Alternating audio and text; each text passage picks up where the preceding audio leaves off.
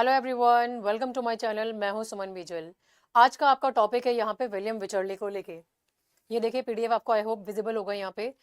तो आज हम जो राइटर को पढ़ने जा रहे हैं ये है यहाँ पे ये आप कह सकते हो कि बिल्कुल भी पोलाइट नहीं है, ना ही जेंटल है, और बिल्कुल भी मॉरल लेक्चर देने वाले तो बिल्कुल ही नहीं है। ऐसे ऑथर है ही नहीं ये। अगर आप विलियम विचर्ली का बात करें तो ये वो प्ले राइट है जो सोसाइटी को मिरर नहीं बल्कि एक तरह से बहुत ही एक्सरे राइट वर्ड है उसकी तरह दिखाते हैं। और वो बहुत ही जो व्यूज दिखाते हैं, जो उनके पर्सपेक्टिव होते हैं वो बहुत ही अनकंफर्टेबल होते हैं, जो इमेजेस वो यहाँ पे क्रिएट करते हैं। तो विलियम विचर्ली आपके रिस्टोरेशन पीरियड के एक सबसे प्रोमिनेंट ड्रामेटिस्ट थे। और रिस्टोरेशन का मतलब यहाँ पे एक लिटरेरी पीरियड नहीं बल्कि इंग्लैंड का कल्चरल यू टर्न था। प्योरिटन्स के टाइम थिएटर बंद थे, ड्रामा को सिंफुल माना जाता था। लेकिन जैसे ही चार्ल्स सेकंड आपके वापस आते हैं थ्रोन पर तो थिएटर फिर से ओपन होते हैं, और इस बार वो फुल फोर्स के साथ में वापस आते हैं। सेक्स, वेट, पॉलिटिक्स, हिपोक्रेसी, सब कुछ अब ओपनली स्टेज पर आ जाता है। भाई लोग बाग भरे बैठे थे इतने टाइम से, यहाँ पे सब कुछ बंद कर दिया था। तो विलियम विचर्ली ने फिर आपका ये आपके इस आप इनके साथ में अगर आप इन्हें एसोसिएट करोगे तो ये आपके 1641 के साथ में आप इनको मार्क कर सकते हैं। तो ये 1641 में जन्म हुआ इनका, और इनके एजुकेशन एक बहुत बड़ा जो इनका हिस्सा था एजुकेशन का वो फ्रांस में भी था। अब ये डिटेल बहुत इंपॉर्टेंट है क्योंकि फ्रांस में उन्होंने आपके जो व्यूज थे उनके, उन्होंने क्या देखा वहां पे, एक कॉन्टिनेंटल फ्रैंकनेस देखी, open conversations about desire, about social scepticism, और ये सारी चीजों से उनका सामना हुआ। और जब आप इतने ओपन माइंडेड, इतने ऐसे ओपन कल्चर में आप पले बड़े होते हो, आप रहे होते हो, आपका मेजर टाइम वहां पे बीता होता है, तो ऑब्वियसली वो कहीं ना कहीं आइडियोलॉजी आपको शेप तो करती है कि नहीं है। तो जब वो इंग्लैंड वापस आए तो उसका माइंड ऑलरेडी ट्रेंड हो चुका था। और किस चीज के लिए ट्रेंड था? To question social morality and worship it. इसीलिए विचर्ली को प्लेज में आपको बहुत ही ब्लंटनेस ऐसी दिखेगी जो सेक्सुअल कैंडर और हिपोक्रेसी को एक्सपोजर दिखती है यहाँ पे आपका, ठीक है। तो ये आपको यहाँ पे ध्यान में रखना है। फिर आप देखेंगे यहाँ पे विलियम विचर्ली ने लिखा है आपका चार्ल्स सेकंड के रेन के दौरान, इनका जो राइडिंग पीरियड था it was during Charles second rain, ठीक है। अब ये जो था यहाँ पे ये आ गया आपका चार्ल्स सेकंड के रेन के दौरान इन्होंने लिखा था यहाँ पे। तो जब थिएटर सिर्फ एंटरटेनमेंट नहीं बल्कि एरिस्टोक्रेटिक प्लेग्राउंड बन चुके थे, ऑडियंस में कोर्टियर्स, नोबल्स और फैशनेबल सोसाइटी होती थी। ड्रामा के काम था, क्या काम था ड्रामा का?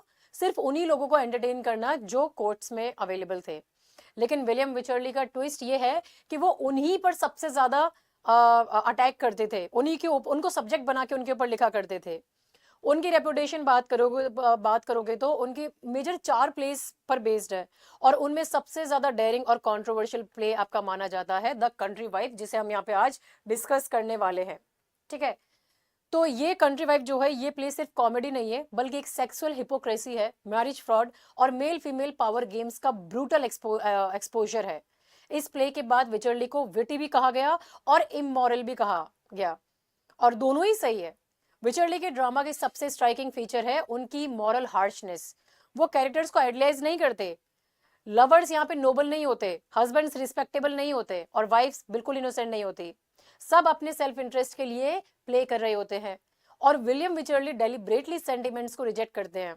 उनके प्लेस में आप देखोगे कि इमोशनल रिडेम्पशन तो होता है पर कोई मॉरल अपलिफ्टमेंट आपको देखने के लिए नहीं मिलेगा। जो है वही दिखा रहे हैं वो वहां पे, रॉ, सेल्फिश और कैलकुलेटिंग ह्यूमन नेचर, ठीक है। इसीलिए आपके एग्जाम्स में विचर्ली को अक्सर इस तरीके से डिस्क्राइब किया जाता है आपका, sharp wit, bold realism, unsparing social satire. तो अगर आप समझो इनको तो विलियम विचर्ली हमें ये नहीं पूछते हैं कि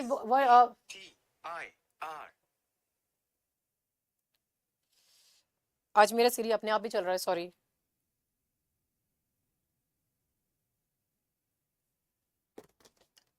हाँ, तो अगर आप यहाँ पे बात करोगे तो विलियम विचर्ली हमें ये नहीं पूछते यहाँ पे कि व्हाट शुड ह्यूमंस बी, बल्कि वो हमें पूछते हैं व्हाट आर ह्यूमंस एक्चुअली। और इसी वजह से विलियम विचर्ली रिस्टोरेशन कॉमेडी के सबसे फियरलेस और डेंजरस प्लेराइट भी माने जाते हैं, जो ऑडियंस को हंसाते भी हैं और साथ ही साथ में उन्हें एक्सपोज भी कर देते हैं। So William Wycherley is the harshest satirist of Restoration comedy who exposed social hypocrisy and social corruption without sentiment और moral comfort के साथ में, ठीक है। अब आप इनका वर्क को देखोगे, यहाँ पे आपका इनका हिस्टोरिकल और लिटरेरी बैकग्राउंड को देखोगे, तो ये जो 1660 है, ये आपका सबसे बड़ा टर्निंग पॉइंट बना, द बिग टर्निंग पॉइंट। 1660 में चार्ल्स सेकंड वापस आते हैं थ्रोन पर, और इससे पहले प्योरिटन रूल था, थिएटर्स बंद थे, जो फन था उसको सिन माना जाता था, लाफ्टर इमोरल था आपका। तो जैसे ही चार्ल्स सेकंड आए, थिएटर्स दोबारा रीओपन हुए, music, dance, drama, full permission मिल गई सब चीज को करने की। सोसाइटी ने कहा बस हो गया रिस्ट्रेंट, अब जीना है यहाँ पे। अगर आप देखोगे यहाँ पे कोरोना के बाद में जो हमें रिस्ट्रिक्शंस मिली थी, जहाँ पे हमको लॉकडाउन के टाइम पे, जैसे ही लॉकडाउन ओपन हुआ और जैसे ही वापस से ट्रैवल स्टार्ट हुआ, आप लोग देखोगे कि अब लोग बाग कोई घर पे रुकता ही नहीं है, एक दो दिन का छुट्टी आता है, एवरीबडी इज ट्रैवलिंग, क्योंकि अब उन्हें और बंदगी में नहीं जीना है। सो सेम यहाँ पे भी ऐसा ही हुआ था यहाँ पे। और थिएटर्स ओपन होते ही वापस उन्होंने बोला कि बस अब हम जिएंगे, अब हम जो है जैसा है उसको फुल ऑन वैसा रिप्रेजेंट करेंगे। इसीलिए रिस्टोरेशन कॉमेडी का टोन होता है आपका bold, free and shamelessly honest. ठीक है, अब बात करोगे यहाँ पे इनका कोर्टली और अर्बन लाइफ के बारे में, तो ये एक मिरर है इनके वर्क्स। रिस्टोरेशन कॉमेडी विलेजेस या कॉमन लोगों के बारे में नहीं है, बल्कि ये एक ड्रामा है। And drama about, it is about London के upper class saloons, royal court के अफेयर्स, एरिस्टोक्रेट्स के फेक मॉरल्स। तो यहाँ लोग शादी को लव नहीं बल्कि एक कॉन्ट्रैक्ट मानते हैं। लॉयल्टी से ज्यादा क्लेवरनेस वैल्यू होती है, और जो सबसे तेज दिमाग वाला है वही यहाँ पे आपका विनर माना जाता है। प्लेज एक सोशल मिरर बन जाते हैं, क्लासी लोग भी कितने हिपोक्रेट हो सकते हैं इसमें बताया है उन्होंने साफ साफ। फिर ये यहाँ पे बात कर रहे हैं आपके सेक्स, मैरिज और हिपोक्रेसी को लेके, कोई फिल्टर नहीं लगाया इन्होंने यहाँ पे। रिस्टोरेशन कॉमेडी ओपनली बात करती है आपके एक्स्ट्रा मैरिटल अफेयर्स के बारे में, लवलेस मैरिजेस के बारे में, लस्ट डिस्गाइज्ड एज रिस्पेक्टेबिलिटी के बारे में। ये लोग प्रीच नहीं करते बल्कि एक्सपोज करते हैं, और मैसेज क्या है, बड़ा ही सिंपल है कि तुम जितना भी अपने संस्कारी बनो, डिजायर छुप नहीं सकते। इसीलिए आपके डायलॉग्स कैसे डबल मीनिंग से भरे हुए हैं। विट कैसे दिखाया, विट को एज अ वेपन की तरह यहाँ पे यूज किया गया है। लैंग्वेज कैसी है, सेडक्टिव और शार्प लैंग्वेज है। So restoration comedy replaces moral seriousness with wit, irony and sexual frankness. अब आप बात करोगे यहाँ पे आपका वुमेन ऑन स्टेज के ऊपर, तो देखो अब ये जो वुमेन ऑन स्टेज के बारे में हम जो बात कर रहे हैं यहाँ पे आपका, तो ये एक आपको चीज ध्यान में रखनी है कि इससे पहले फीमेल रोल्स जो आपके जो प्ले करते थे रिस्टोरेशन के बाद में, वो मेल करते थे। बट फिर रिस्टोरेशन जब हुआ यहाँ पे, जब वापस थिएटर्स ओपन हुए, तब रियल वुमेन वो स्टेज पर आई यहाँ पे, वो परफॉर्म करने लगी खुद के उनके जो जेंडर रोल्स होते हैं उनको। सो फीमेल कैरेक्टर्स ज्यादा रियलिस्टिक, बोल्ड और वोकल हुई। अब हीरोइन सिर्फ सफर नहीं कर रही थी, प्लानिंग भी करती थी, प्लॉटिंग भी करती थी, डिजायर एक्सप्रेस करती थी, मेन को आउटस्मार्ट भी करती है। इसीलिए रिस्टोरेशन कॉमेडी आपकी जो वुमेन की है वो पैसिव नहीं, बल्कि वहां पे वो एक्टिव प्लेयर्स की तरह काम कर रही हैं, और एक्टिव प्लेयर्स हैं वो यहाँ पे सोशल गेम में।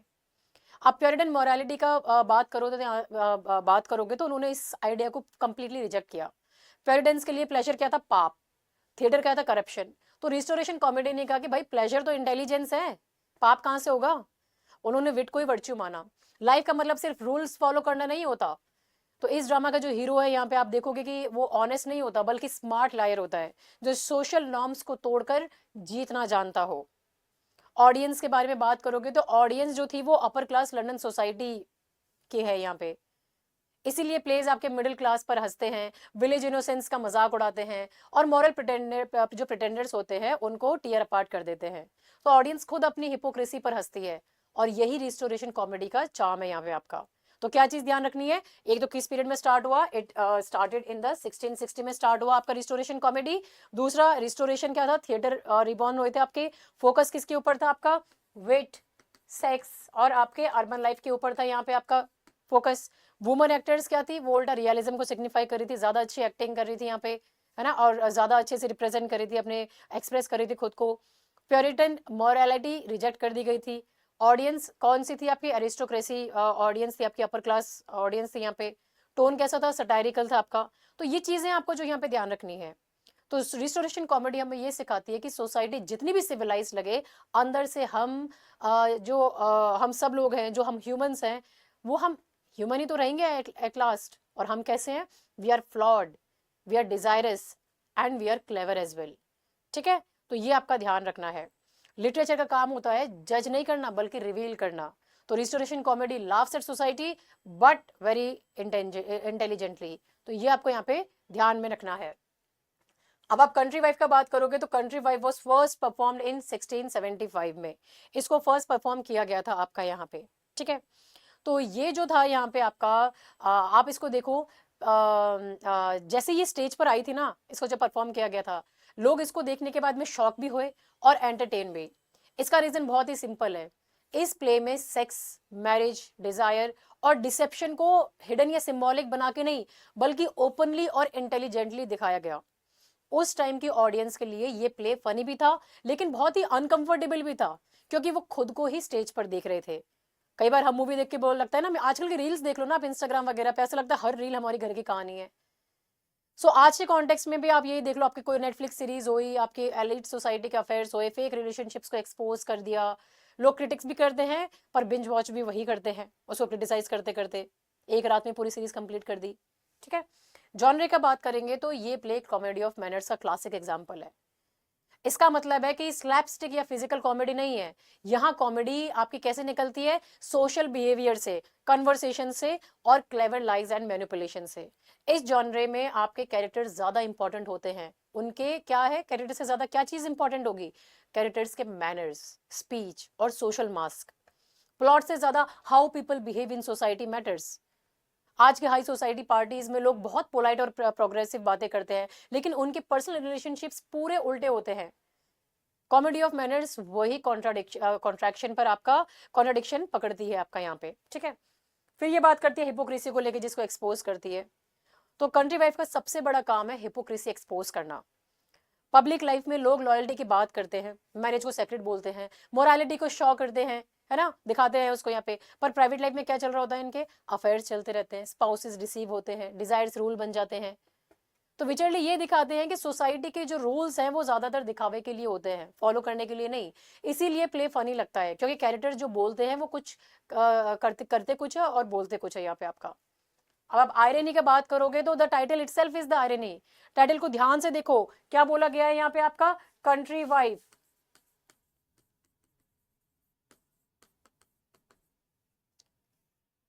कंट्री वाइफ सुन के लगता है ना इनोसेंट, कम, सिंपल, नाइव, सिटी के रूल से अनजान। अब फॉरेन में कंट्री मतलब होता है गांव वाला एरिया, है ना। तो ये इस तरह का है यहाँ पे। लेकिन प्ले के अंदर ये इनोसेंस प्रोटेक्ट नहीं होती, बल्कि उसे यूज किया जाता है, मैनिपुलेट की जाती है एंड फाइनली डिस्ट्रॉय की जाती है। जैसे कोई नया सिंपल इंसान मेट्रो सिटी आता है और लोग उसकी सिंपलिसिटी का फायदा उठाते हैं, वही आयरनी यहाँ पर काम कर रही है। इसीलिए टाइटल सरकास्टिक है, लिटरल नहीं है यहाँ पे आपका। आप देखोगे इस प्ले में आपके मल्टीपल प्लॉट्स वगैरह हैं। प्ले एक सिंगल स्ट्रेट स्टोरी नहीं फॉलो करता, बल्कि मल्टीपल प्लॉट्स पैरेलल चलते हैं। डिफरेंट कैरेक्टर्स मिलेंगे, डिफरेंट रिलेशनशिप्स मिलेंगे, डिफरेंट डिसेप्शंस मिलेंगे, और ये सब प्लॉट्स एक दूसरे से इंटरसेक्ट करते हैं, कंफ्यूजन क्रिएट करते हैं और आयरनी को और भी ज्यादा शेप करते हैं। आपने मूवी देखी होगी, आपने वो लाइफ इन अ मेट्रो, या फिर आजकल आपके एक और सीरीज आई थी ना अभी आपका, मैरिज इन हेवन, यहाँ पे जहाँ पे आपके मल्टीपल स्टोरीज चल रही है। तो इस गैप से कॉमिक आयरनी पैदा होती है और सटायर और भी ज्यादा इफेक्टिव हो जाता है। ऑडियंस को अक्सर सच पता होता है और कैरेक्टर्स को नहीं पता होता है यहाँ पे आपका, ठीक है। तो एमसीक्यू पॉइंट ऑफ हिसाब से आप क्या देखोगे कि that this play was first perform when 1675 में इसको पहली बार परफॉर्म किया गया था। कॉमेडी ऑफ मैनर्स इसका जॉनरे है, फोकस किया गया है सोशल बिहेवियर के ऊपर। हिपोक्रेसी ऑफ रिस्टोरेशन सोसाइटी इसका थीम है, और टाइटल आयरॉनिक है यहाँ पे, लिटरल नहीं है। स्ट्रक्चर कैसे, मल्टीपल इंटरसेक्टिंग प्लॉट्स है, और टोन बहुत ही बोल्ड है, विटी और सटायरिकल है यहाँ पे आपका, ठीक है। तो ये आपको यहाँ पे ध्यान में रखना है, ओके।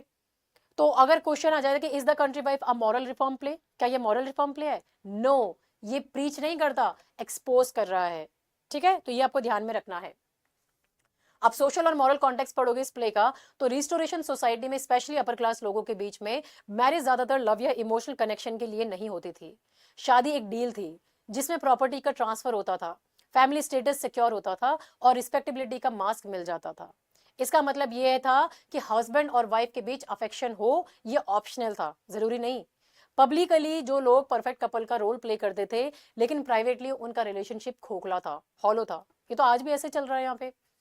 तो आज भी आप एक एलिट सर्कल्स में शादी सेटलमेंट के लिए ही होती है, जबकि इमोशनल नीड्स कहीं और पूरी की जाती है, एक्स्ट्रा मैरिटल अफेयर्स के थ्रू, ठीक है। फिर ये बात कर रहे हैं यहाँ पे वुमेन सबॉर्डिनेशन की। लीगली और सोशली रिस्टोरेशन इंग्लैंड में वुमेन मेन के नीचे थी, उनके पास प्रॉपर्टी राइट्स नहीं थे, सेक्सुअल फ्रीडम तो बिल्कुल ही नहीं थी, दूर दूर तक नहीं थी, और डिसीजन मेकिंग पावर भी नहीं थी। लेकिन इंटरेस्टिंग बात यह है कि रिस्टोरेशन ड्रामा जो आपका इंक्लूड कर रहा है द कंट्री वाइफ को, वुमेन को डम या वीक नहीं दिखाया, उल्टा दिखाया वुमेन कैरेक्टर्स को। ज्यादा ऑब्जर्वेंट, ये कैरेक्टर ज्यादा ऑब्जर्वेंट होते हैं, ज्यादा इमोशनली स्ट्रांग होते हैं, और कई बार मेन से ज्यादा इंटेलिजेंट भी होते हैं। इस कॉन्ट्रडिक्शन का मतलब यह है कि सोसाइटी वुमेन को कंट्रोल तो करती है, लेकिन उनकी मेंटल स्ट्रेंथ से खुद भी इनसिक्योर रहती है। फिर ये बात कर रहे हैं यहाँ पे आपका मेल एंजाइटी को लेके, यहाँ पे आपका तो इस प्ले का एक बहुत इंपॉर्टेंट और अंडर करंट ये आपका जो है ये आइडिया है, मेल फियर। मेन को डर है कि अगर वुमेन को फ्रीडम मिल गई, अगर उनकी डिजायर्स उनके कंट्रोल से बाहर चली गई, तो उनकी अथॉरिटी कोलैप्स हो जाएगी। इसीलिए प्ले में हम देखते हैं वुमेन की बॉडीज को कंट्रोल करने का ऑब्सेशन होता है, यहाँ पे सेक्सुअल क्यूरियोसिटी को सप्रेस करने की कोशिश की जाती है, और इनोसेंस को सेफ रखने के नाम पर मैनिपुलेट किया जाता है। अब आज के टाइम पे भी तो देखो ना, ये सेम चीज तो आज भी चल रही है यार। अपन 16 सेंचुरी की बात कर रहे हैं, तो अब यहाँ पे हम कौन सी 2025 चल रहा है, आज भी सेम ही सीन चल रहा है, यहाँ पे कोई प्रोग्रेस नहीं हुई है। आज भी सोसाइटी वुमेन से कहती है लिमिट में रहो, बाहर मत जाओ, ये रेप केसेस होते हैं, तुमने जीन्स पहना इसलिए रेप हो गया। लेकिन जब वो लिमिट्स क्रॉस करती है तो ब्लेम भी उन्हीं पर डाल दिया जाता है। विचरली इस हिपोक्रेसी को स्टेज पर लेकर आए थे यहाँ पे आपका। आप बात करोगे यहाँ पे लंदन वर्सेस कंट्री साइड की, तो प्ले में अर्बन लंदन सिर्फ एक सिटी नहीं बल्कि एक माइंडसेट है। लंदन दिखाया गया है as a space of opportunity, जहां रूल्स फ्लेक्सिबल है, और डिसेप्शन और डिजायर दोनों आपके यहाँ पे फलते फूलते हैं, फ्लरिश करते हैं। और कंट्री साइड कैसी है, इसके ऑपोजिट है, वो इनोसेंस का सिंबल है, और लेकिन वहां पे आपके एक्सपीरियंसेस लैक कर रहे हैं, और वो उसका साइन भी है यहाँ पे, क्योंकि एक्सपोजर नहीं है तो एक्सपीरियंसेस कहाँ से मिलेंगे, और इसीलिए इजीली इसको एक्सप्लॉइट किया जाता है। जैसे कोई स्मॉल टाउन स्टूडेंट जब पहली बार मेट्रो सिटी आता है, तो सिटी उसे फ्रीडम भी देती है लेकिन डेंजर्स भी देती है। तो विचरली इसी कॉन्ट्रास्ट को कॉमेडी के थ्रू यहाँ पे और भी ज्यादा शार्पन करते हैं यहाँ पे। फिर इन्होंने एक और चीज यहाँ पे यूज की है, comedy as brutal exposure not gentle reform. सबसे इंपॉर्टेंट बात यह है कि विलियम विचरली कॉमेडी का यूज सोसाइटी को सुधारने के लिए नहीं करते। ये प्ले मॉरल लेक्चर नहीं देता बिल्कुल भी, ऐसा नहीं बोलता ये ऐसा मत करो वैसा मत करो, ये तो बिल्कुल ही प्रीचिंग्स नहीं है यहाँ पे। कोई आइडियल सॉल्यूशन नहीं दिखाया है। इसका काम सिर्फ इतना है कि सोसाइटी जैसी है उसे बिना मेकअप के इन्होंने यहाँ पे एज इट इज रख दिया है। ऑडियंस हंसती है, लेकिन हंसी के साथ बहुत डिस्कम्फर्ट भी फील होता है, क्योंकि वो समझ जाती है कि जोक उन पर ही है, वही टॉपिक है, वही मुद्दा है, वही सब्जेक्ट है। तो एग्जाम के लिए क्या याद रखेंगे, मैरिज क्या है, marriage is a social contract not love, और वुमेन जो है वो लीगली वीक है, मेंटली स्ट्रांग है। Male fear of female sexuality ये सेंट्रल है यहाँ पे आपके थीम इस वर्क का। और लंदन को एक एक्सपीरियंस क्या दे रहा है, लंदन आपका एक्सपीरियंस दे रहा है, फ्रीडम दे रहा है और करप्शन दे रहा है। वाइल कंट्री साइड आपके ऑपोजिट इनोसेंस दे रही है और वल्नरेबिलिटी दे रही है आपको। यहाँ पे कॉमेडी के थ्रू यहाँ पे एक्सपोज किया जा रहा है, ना कि रिफॉर्म किया जा रहा है यहाँ पे। अगर एग्जाम में क्वेश्चन आ जाता है William Wycherley uses comedy to morally reform society, no, यहाँ पे इसको यूज किया है, कॉमेडी को यूज किया है to expose social hypocrisy without offering solutions. जरूरी नहीं है कि हर चीज पे तुम सॉल्यूशन घुसेड़ दो, नहीं, ये भी यहाँ पे उनका सेम ही चीज है।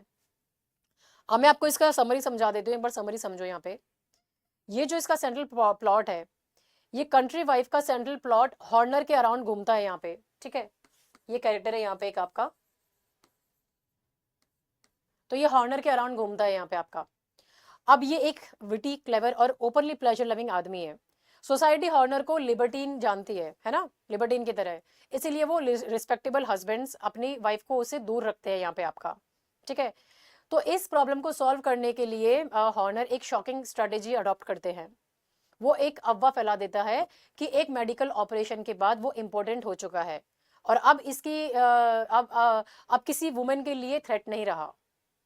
तो अब इसका क्या ध्यान में रखोगे, जैसे कोई आदमी जानबूझकर अपनी इमेज हार्मलेस बना ले ताकि लोग उस पर डाउट ही ना करे।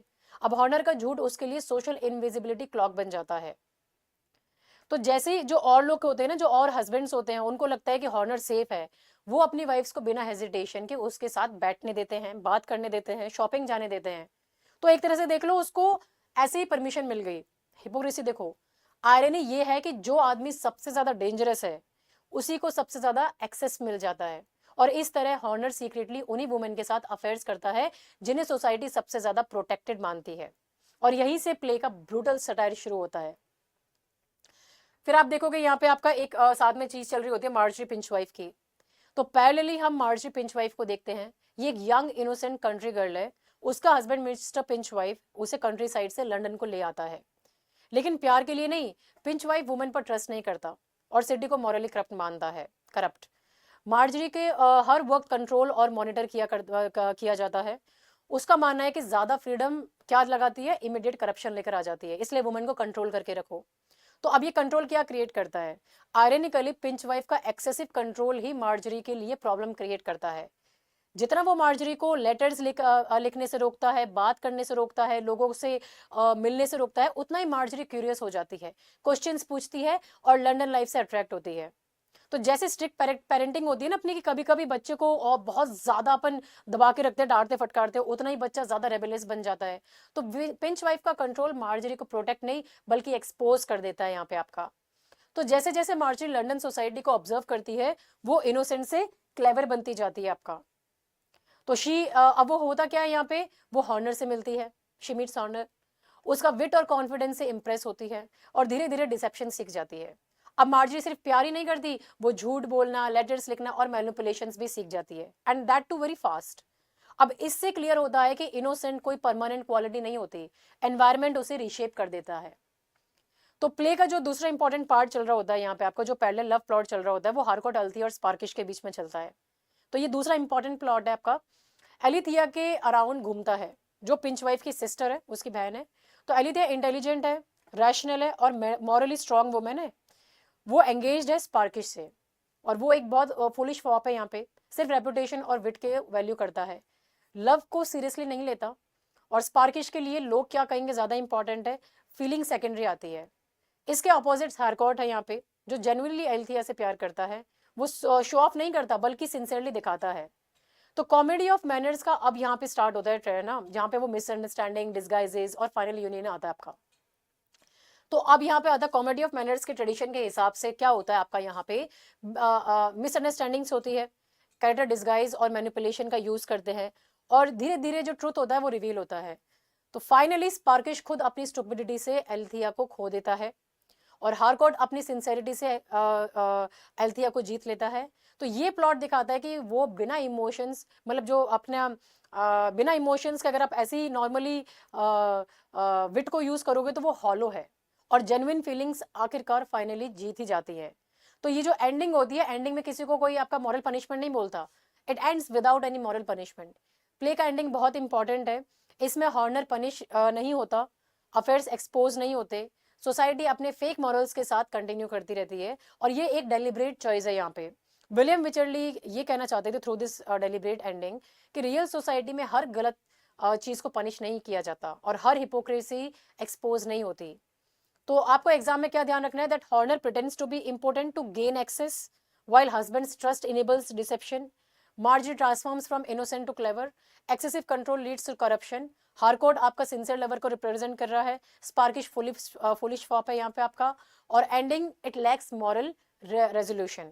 तो अगर क्वेश्चन पूछा जाए कि the play ends with moral justice, no, the play ends with realistically and without any moral punishment. तो द कंट्री वाइफ एक फनी प्ले नहीं बल्कि एक अनकंफर्टेबल ट्रुथ है, जो हंसी के साथ सर्व होता है। ये हमें दिखाता है कि जब सोसाइटी कंट्रोल और ज्यादा प्रिटेंस करती है तो सबसे ज्यादा डिसेप्शन पैदा होता है। ठीक है, अब आप मेजर थीम्स के बारे में बात करोगे तो सबसे पहले आपकी मेन थीम आती है यहाँ पे आपका सेक्सुअल हिपोक्रेसी को लेके। तो ये डोमिनेंट थीम है यहाँ पे।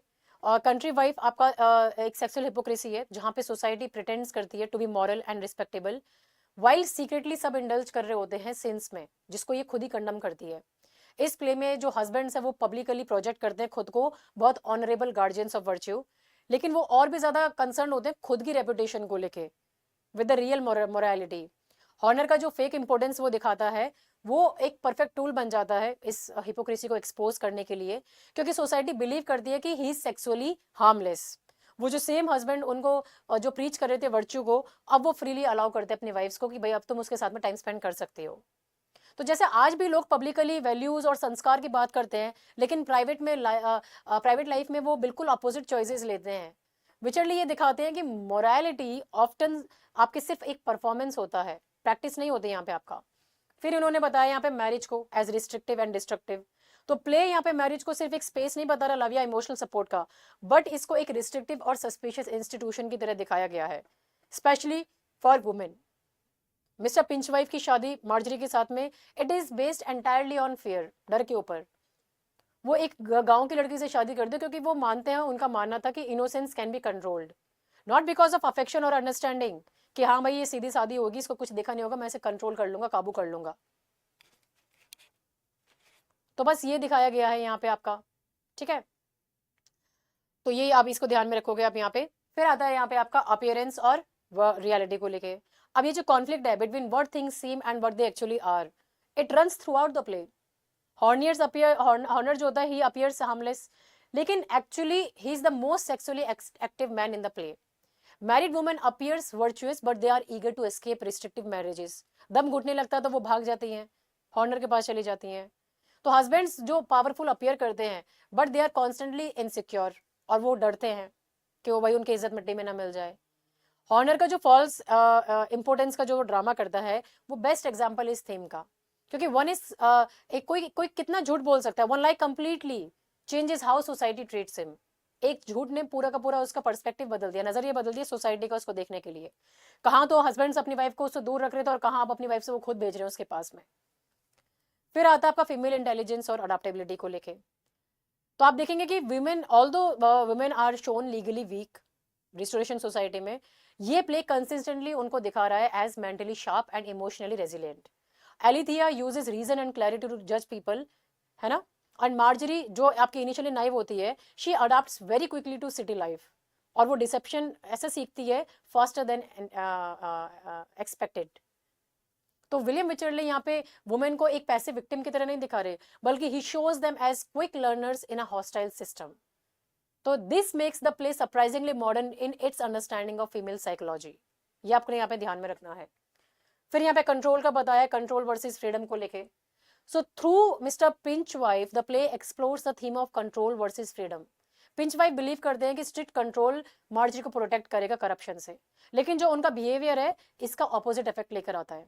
His constant monitoring makes Marjorie more curious, more aware, and more eager to explore forbidden experiences. तो जब मैंने बोला जैसे कि हम आप किसी स्प्रिंग को दबाओगे दबाओगे दबाओगे, वो उतना ही बाउंस करके आएगी ना, तो सेम वैसा है यहाँ पे, ठीक है। अब स्टाइल और टोन का बात करेंगे यहाँ पे।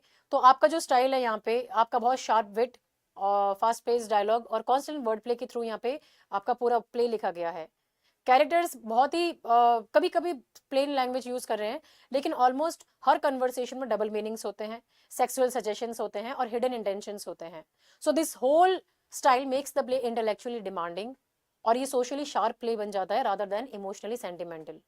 बहुत ही बाउडी लैंग्वेज यूज की गई है इन्होंने यहाँ पे, ये जो बाउडी लैंग्वेज है यहाँ पे, और वर्बल आयरनी यूज की है, और ये डेलिबरेटली उन्होंने यूज किया है यहाँ पे आपका, ताकि वल्गैरिटी को वो मीनिंगलेस नहीं बता सके। It reflects the moral dirt hidden beneath polite society. तो कभी भी आपको लैंग्वेज को चीप मत बोलो, it is a strategic vulgarity, कोई एक्सीडेंटल ऑब्ससीनिटी नहीं है, जानबूझकर दिखाई गई है। टोन का बात करेंगे तो टोन आपका प्ले का बिल्कुल भी चेयरफुल या ऑप्टिमिस्टिक नहीं है, बल्कि सिनिकल है, सटायरिकल है और अनकंफर्टेबल है। विचर्ले यहाँ पे ये नहीं मानते कि सोसाइटी को इजीली रिफॉर्म किया जाता है, बल्कि वो ह्यूमंस को एक सेल्फिश, फियरफुल और हिपोक्रिटिकल बीइंग की तरह बता रहे हैं। And he refuses to use soften version, ठीक है, कोई सॉफ्ट वर्ड्स यूज नहीं कर रहे हैं। ड्रामेटिक आयरनी का बात करोगे तो इसको हेविली यूज किया गया है ताकि ऑडियंस ये जान सके Horner secret from the beginning, while other characters remain ignorant. तो ये पूरा का पूरा जो माहौल है ये क्रिएट करता है ह्यूमर, टेंशन और सटायर साइमल्टेनियसली। ऑडियंस हंसती है लेकिन एक अनईजी लाफ्टर होता है, because they know how badly society is being fooled. और यहाँ पे आपका एब्सेंस है पोएटिक जस्टिस का। तो unlike traditional comedies, the play does not punish immoral behaviour, Horner succeed हो जाता है, affairs remain hidden and society continues unchanged. यहाँ पे कोई मॉरल आपका एक्सपोजर के थ्रू यहाँ पे किसी को कोई रिफॉर्म नहीं किया जा रहा है। तो विचर्ली इंटेंशनली अवॉइड करते हैं poetic justice to make the play realistic rather than romantic. Life according to Wycherley, it does not always reward virtue और पनिश वाइस। कहाँ होता है जहाँ पे बुरे लोग आपके, आप भी देखते हो ना कई बार जो बुरे लोग होते हैं बढ़िया लाइफ जी रहे हैं, बढ़िया लेविश लाइफ जी रहे हैं, सब कुछ हो रहा है और आप कहते हो कि भाई कर्मा कहाँ है, कर्मा कहाँ है। तो life doesn't always punish those, ठीक है। मेजर कैरेक्टर्स में बात करोगे तो सबसे पहले हॉर्नर आ जाते हैं, जो कि बहुत क्लेवर लिबर्टीन है, जो अपने फॉल्स इंपोर्टेंस को यूज करके एक्सप्लॉइट करता है। तो ये सोशल हिपोक्रेसी है। ये रिप्रेजेंट कर रहा है इंटेलिजेंस विदाउट मोरालिटी और सक्सेस विदाउट कॉन्सिक्वेंस को लेके।